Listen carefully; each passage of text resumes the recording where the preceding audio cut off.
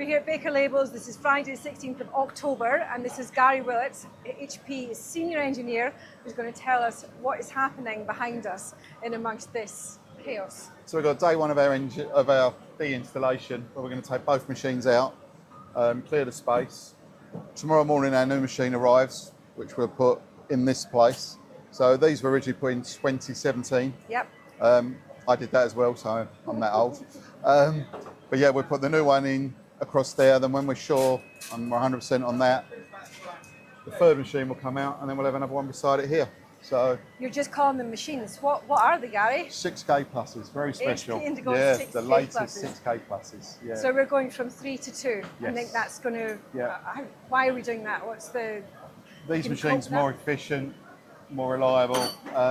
You'll have 2 with ILPs now, whereas before you had 2 without ILPs, 1 with. So they both have the ability to prime in line, which give you a lot more flexibility. A lot more flexibility. Exciting. Right, any issues? All going well so far? All well so far. Ask me on Monday. Day 4. All right, thanks, Gary.